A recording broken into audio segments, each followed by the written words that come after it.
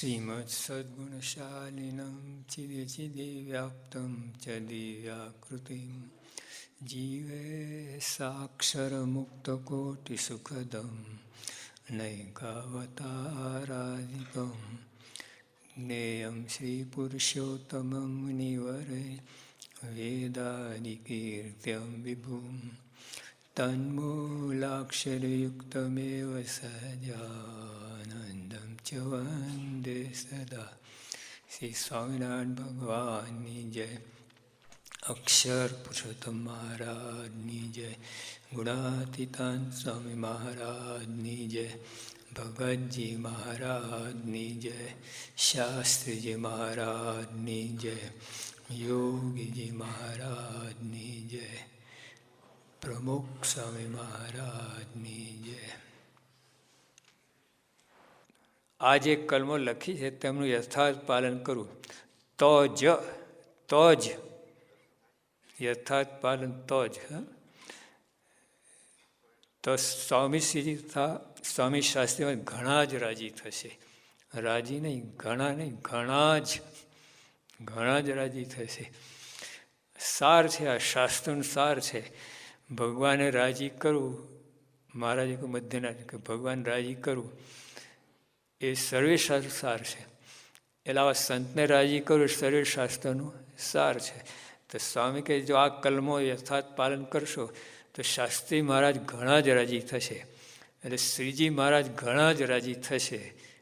તમને સ્વામી પોતાની સમીપે બેસાડશે. આસન ઉપાસના છે ને, ભગવાનની સમીપે આસન. હા, એટલે આમ દૈહિક રીતે નહીં, સમીપે અંદર આત્મા છે, આત્મા મિલે એવી વાત. હા, છો તો ઓલા બ્રહ્મ લટકા કરે બ્રહ્મ સાથે એવી વાત છે. પાસે બેસાડે એટલે આવું થશે. એમના ભાવને પામી જવાશે. એ પાસે બેસાડ્યા કહેવાય. તમને સ્વામી પોતાની સમીપે બેસાડશે. પૂજ્ય સ્વામી શાસ્ત્રીમાના વચન જીવમાં ધારવા. ક્યાં ધારવા? મનમાં, બુદ્ધિમાં. આપણે જ કરીએ છીએ. અહીંયા ધારીએ છીએ, અહીં ધારવાના છે. જો જીવમાં ધારશો ને એ ભક્તિ છે, અને અહીંયા ધારશો તે વિદ્વતા છે, શાસ્ત્ર છે, વિદ્વાન છે. સંત અને વિદ્વાન અંતર છે. સંત છે ને એ અમલમાં એને ભોગવતો હોય, અને ઓલો ખાલી વાત સેલ્સમેન. વિદ્વાન હોય ને સેલ્સમેન હોય, અને આ છે ભક્ત માલિક, ભોગવે છે. એવું છે. પૂજ્ય સ્વામી શાસ્ત્રીમાના વચન જીવમાં ધારવા. જીવમાં ધાર એટલે ભક્તિ, ભક્તિપૂર્વક, પ્રેમથી. ભગવાન છે, હું એનો આશ્રિત છું, એવી રીતે મનમાં ધારીને આ અમલમાં લાવવાનું છે. બુદ્ધિ મારા છે ને તર્ક વિતર્ક થયા કરશે, પડાશે નહીં પડે, આવું બધું થશે અહીંયા. એટલે જ્યારે આપણે વાંચવા બેસીએ ને, વચનાવત વાંચીએ, સ્વામીની વાતો, જે કંઈ વાંચો તમે, એની અંદર આવી મનમાં ધારીને વાંચવું કે આમાં જે વાત આવી મારે એ પ્રમાણે મારે વર્તવું છે. એ રીતે તમે મનમાં રાખીને વાંચશો ને બહુ ફેર પડશે. અને એમને એમ નિયમ પ્રમાણે વાંચી જશો, સારું છે. પણ નિયમ ફળ મળશે. Passing mark 50%. અને જો આવી રીતે કે મારે વર્તવું છે, આમાં જે વાત આવે છે વર્તવું છે, અને પછી વાંચો, બહુ મજા આવશે ને આખું બહુ જુદું થઈ જાય. ભક્તિ ઉત્પન્ન થાય, પ્રેમ થશે, પ્રીતિ થશે શાસ્ત્રમાં, ભગવાનમાં, સત્પુરુષમાં. આમાં જે વાત આવી છે પણ વર્તવું છે, અને પછી વાંચો તમે. જુઓ, તો જ અખંડ શાંતિ ને સુખ રહેશે. તો આ કલમ બધી સમ સુરત ભાવ અને એકતાની છે. જો સ્વામી બધું કહે તમે ગોર લાગે, બધું સમજ ના પડે. ઘડીકમાં આ વાત કરે, ઘડીકમાં આ, પણ બધું એક જ છે. ઉપર જાઓ ને, ઉપર પર બધું એક જ. તમે એક રસ્તો અહીંથી લીધો, એક રસ્તો પર દિલ્હી જવું હોય તો વાયા અમદાવાદ જવાય, મુંબઈ જવાય, આમ ગોધરાથી જવાય, બધે કેટલા રસ્તા છે, પણ અંતે દિલ્હી તો એક જ. એટલે બધાને અનુભવ દિલ્હીનો થાય, બધા એક જ અનુભવ. એટલે આ બધી વાત જે કંઈ છે આમથી લો, પણ ઉપર અંતે જતા તો એક ભગવાનનો અનુભવ થાય, બધાને સરખો જ થાય. રસ્તો જુદો લીધો હોય એટલું જ. તો જ અખંડ શાંતિ સુખ રહે. આજે માણસ છે ને આત્માને શાંતિ જોઈએ છે, આત્માની વાત છે. જ્યાં સુધી આત્માને શાંતિ ત્યાં સુધી જન્મનો અંત આવવાનો નથી, ભટકણ ચાલુ જ રહેવાની છે. અંદર જો શાંતિ થશે, આત્માનો ખોરાક શાંતિ છે. અને આપણે પદાર્થ આપીએ છીએ, દેહને પોષણ કરીએ છીએ, દેહનું પોષણ કરીએ છીએ, આત્માનું પોષણ થતું જ નથી. શાંતિ તો એક ભગવાનના ચરણમાં છે, સંતમાં છે. હા, એ ચરણમાં એટલે એમને શરણે, એમનું વચન અધ્ધર ઝીલવા, એ જે કહે છે દ્રઢ વિશ્વાસ, એ ચરણમાં. ચરણ એટલે ઓલું ખાલી એટલું જ નહીં, ઓલું પગે લાગવું એટલું જ નહીં, એમના વચનમાં દ્રઢ વિશ્વાસ, એ ચરણ છે. એટલે એમાં વિશ્વાસ હોય નહીં, અને ભાઈ ખાલી બધું કરે રાખે, મનમાં આવે તે કરે રાખે, ભાઈ કહે છે એમ કરો વિશ્વાસ રાખીને. જો અહીંથી જ વાત છે, તમે મુંબાસામાં એટલે માનસાના હરિભક્તો આવેલા આમ દર્શને આપણને સમાગમ કરવા માટે. પછી પાછા જવાનો તો આ લોકોને એવું હતું કે આપણે શોર્ટકટ લઈએ, જંગલમાંથી જવાનું જરા. સ્વામી બાપાએ કહ્યું જે રસ્તે એ રસ્તે જજો. આમાં અંદર બે મત પડ્યા બસની અંદર, ભાઈ કે આપણે તો ભાઈ નોકરી ચડી જવાનું, આ મોડું થાય, આમ થાય. એટલે કે ભાઈ સ્વામીએ કહ્યું એટલે પછી ઓલા જીત્યા, મન ધાર્યું કરવાવાળા. અને જંગલમાં બસ લઈ ગયા, ત્યાં અટકી બસ, વરસાદ પડે, પછી મચ્છરા પેટ્રોલ ખૂટી ગયું, બધું ધમાલ થઈ તમારે. અને જે બાળકો રડ કરે, પછી ઓલો રેન્જર આવ્યો ને ફોરેસ્ટના, કોને પકડે ક્યાં, પછી એને બધી મદદ કરી. પછી એટલે ઓલા જે રસ્તે આ એ રસ્તે ગયા હોત ને એના કરતાં 6 કલાક મોડા પહોંચ્યા. લો, તો એક નાની જ વાત છે, કેટલો ફેર પડી જાય.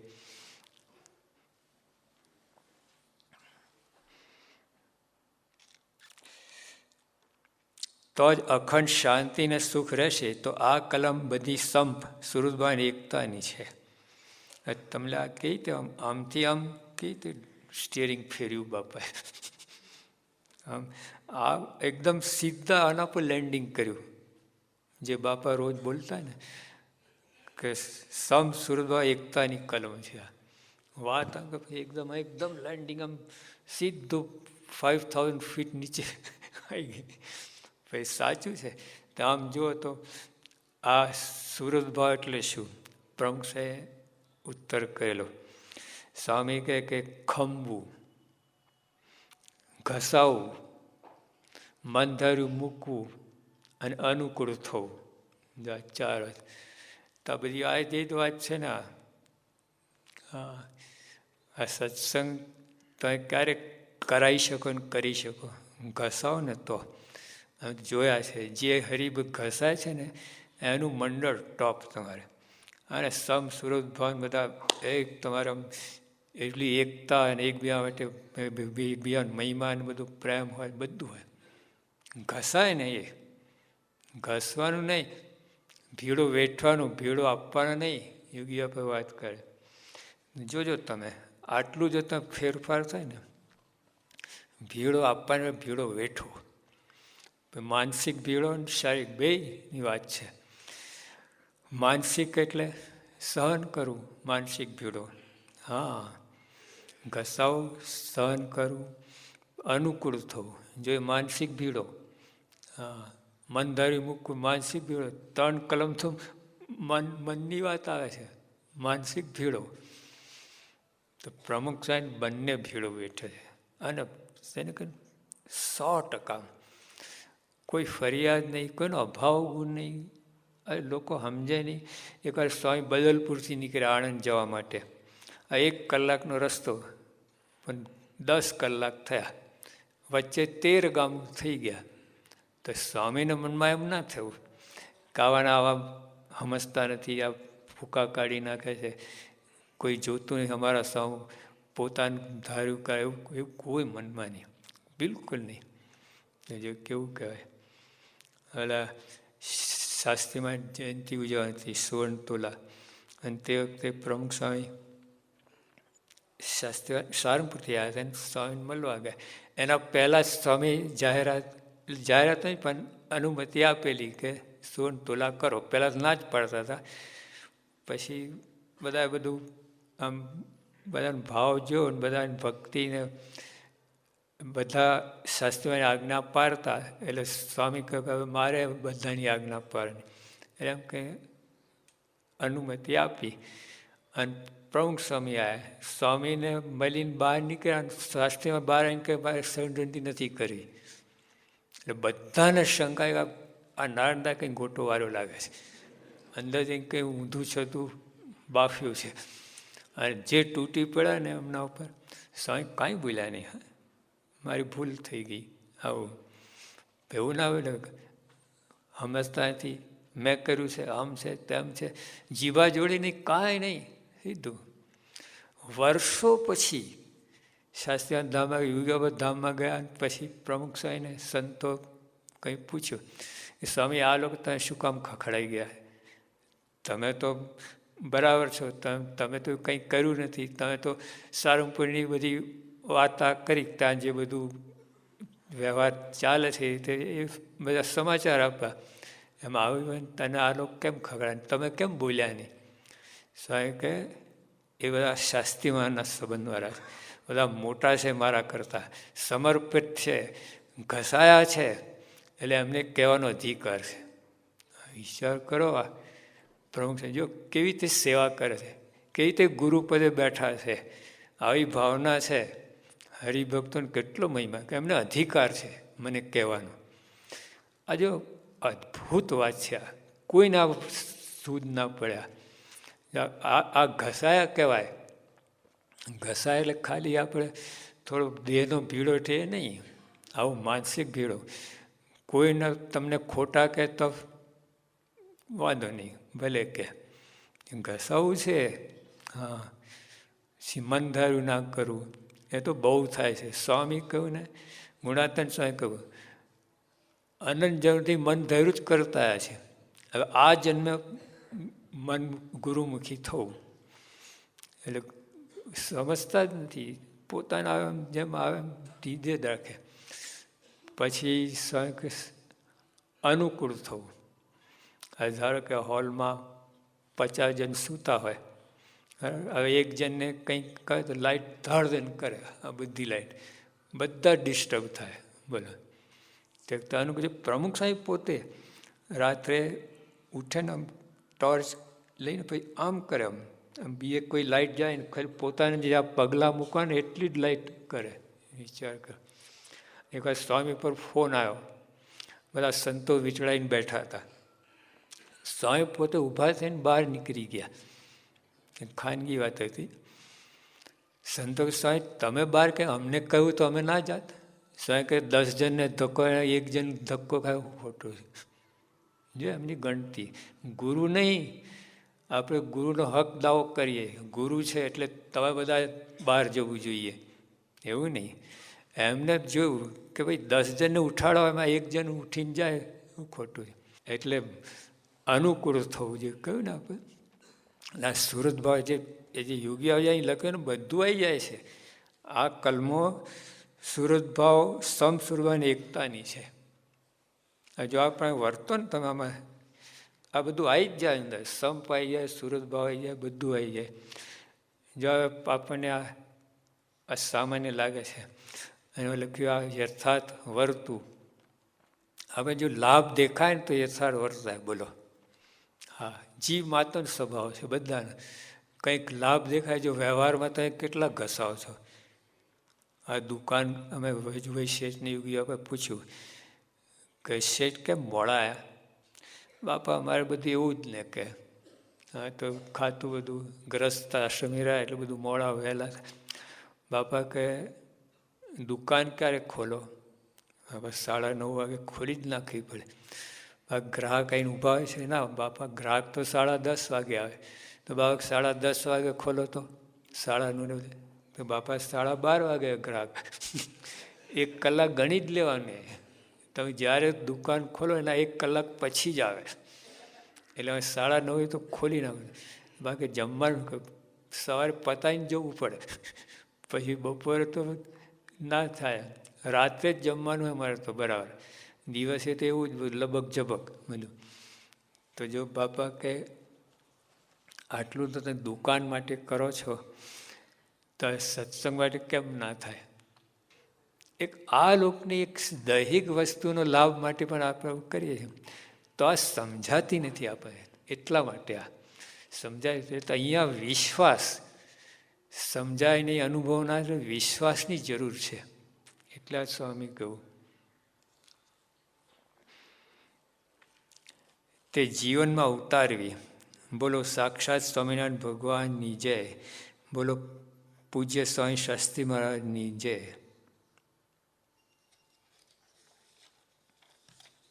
હવે આપણે શરૂ થશે. 10 મિનિટ છે.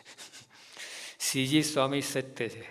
શુક્રવાર તારીખ 28/3/41. આ પત્ર લખ્યો છે 28/3/41, 1941. માર્ચ મહિનાની વાત છે. સાંજ સીધું લખે છે. પછી ઇન્ટ્રોડક્શન હવે કઈ ને બધું પછી ઔપચારિક વિધિ કાંઈ નહીં, સીધું ધડાકો, સીધું શીરો.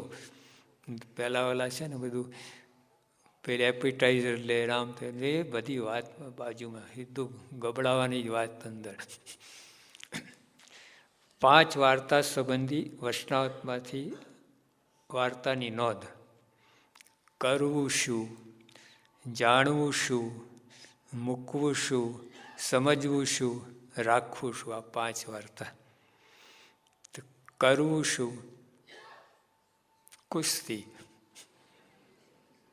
અભાવ ગુણ લેવાની, ધમાલ કરવાની. કરવું એ જ, એમાં જ મજા આવે છે. આમાં મજા આવે કથા અર્થ, નિયમ પારણ બધી વાત અંદર આવે. સંપ રાખો, મજા આવે સંપ. ઓલો આવો છે ને હું કઈ રીતે સંપ રાખો? એટલે આવો જ પ્રશ્ન થાય. ઓલો ઠેકાણેનો સ્વભાવ એવા છે, અમે કેટલું સહન કરીએ, હું સંપ રાખીએ. આવું થાય. કરવું શું?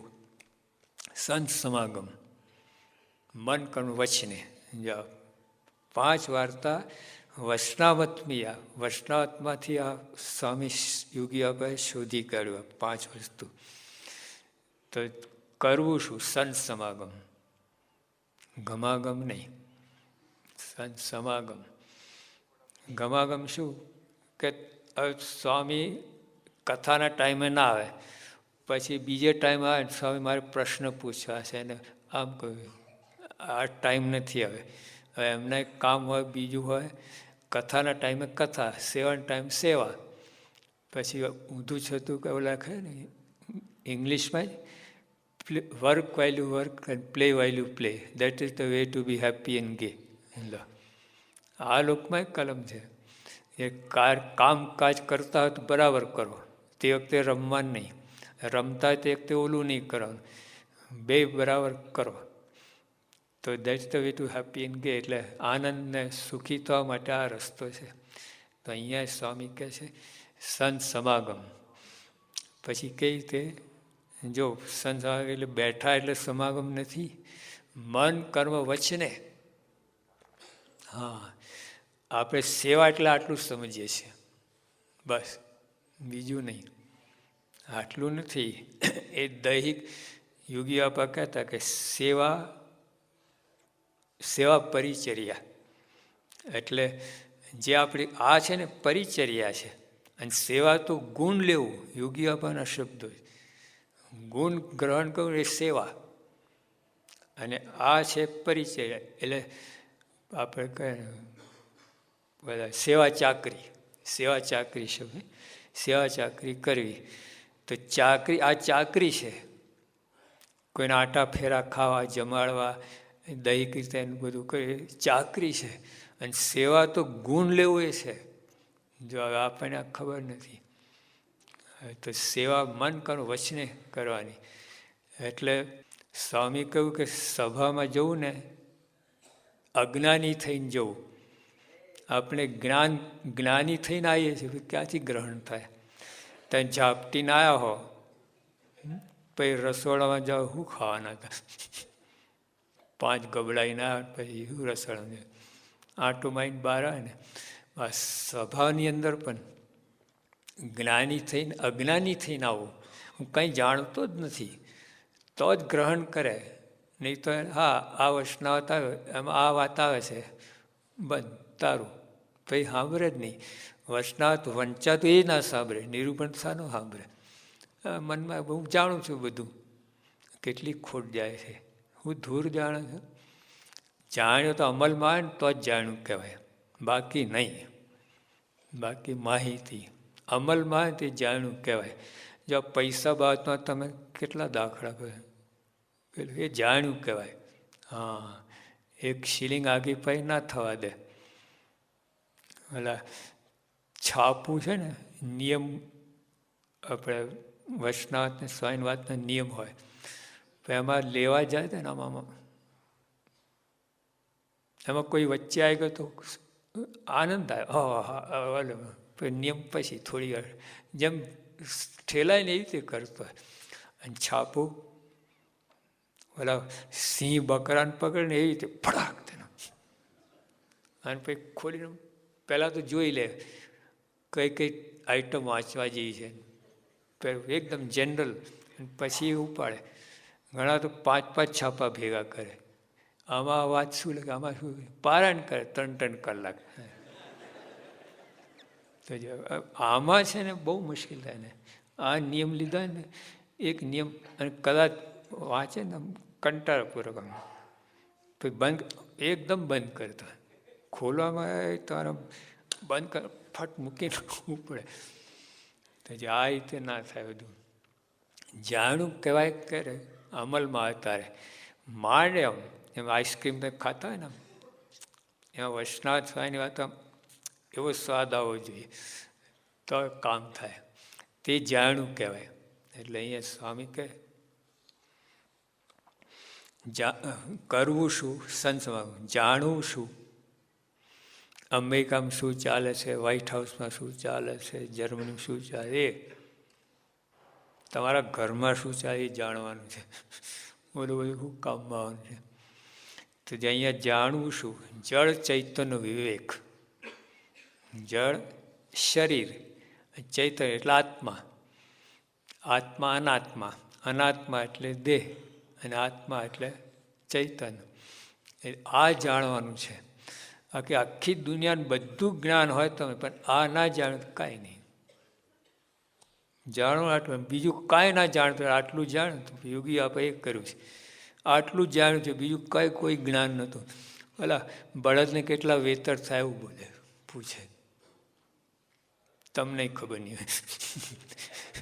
વેતરને બળદને જોવું જ ના હોય ને, જોવાય બળદ જોવાય. આ નવી પેઢી. એટલે અહીં મહારાજ કહે કે જાણવું શું, જળ ચેતનનો વિવેક. એટલે શરીરને આત્મા નોખા છે, એમ અલગ છે. આપણે પોતાનો દેહ જ માનીએ છીએ. ગઈકાલે મેં વાત વાંચી આ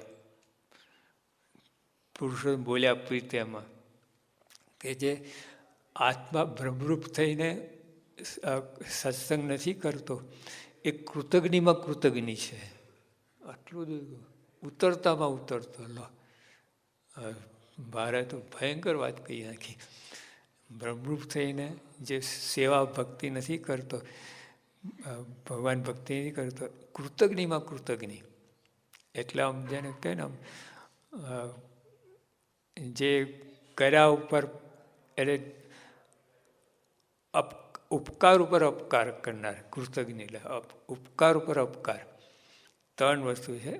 અપકાર ઉપર અપકાર એટલો સામો ધોલ મારે તો સામો ધોલ મારી એટલે પ્રશ્ન. પણ તમે એનું સારું કંઈ થતાં ધોલ મારે અને તમે ખમી લો, એ ઉપકાર ઉપર અપકાર. અરે હા, ઉપકાર અપકાર. તમે તો સારું કર્યું તો ઓલા તમે બગાડે, અને બગાડે તો અપકાર ઉપર ઉપકાર. ગુણાતન સાહેબ ઓલા દીકરો આપેલો, ઓલા માર માર્યા કેટલું બધું કર્યું, દીકરો આપે, અપકાર ઉપર ઉપકાર. એટલે મહારાજ આ કહે કે જો બ્રહ્મરૂપ થઈને તો ભક્તિ છે ના તો કૃતજ્ઞમાં કૃતજ્ઞ છે. એટલે આમ નીચમાં નીચ આવી મહારાજ વાત કરી.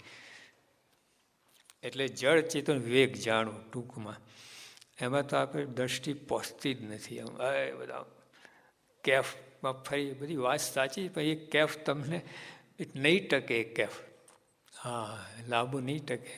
આ જ્ઞાન હશે ને તો જ કામ આવશે. અને જો માન અપમાન થાય તો ઓલા પટેલ ચોમાસાના દિવસ હતા અને પગ બગડેલા હતા અને મંદિરમાં એમ પ્રવેશ કરતા. સંતે કહ્યું કે પટેલ પગ ધોઈને આવો. જતા રહ્યા. મહિના ભાઈ રસ્તા મળ્યા. સ્વામી કહે કે આ કેમ પટેલ આવતા નથી? કે પગ ધોઈને આવીશ. મહિનો થયો પગ ધોયા જ નથી. આવું છે. ઘરમાં પગ ધોયાના પૈસા દીધા છે. જો આજે જળ ચેતન વિવેક નહીં ને આ તકલીફ થઈ જાય. હા એટલે પછી સત્સંગ ચૂથઈ જાય તમારે. ત્યાં સ્થિતિ ના રહે, તે ધડતા ના રહે, એક ધારાએ સત્સંગ સેવા કરી ના રહે. આમાં માન અપમાન કોઈ શબ્દ બોલી જાય તકલીફ થઈ જાય. એટલા માટે જાણવાની જરૂર છે. સહજાનંદ સ્વામી મહારાજની જય.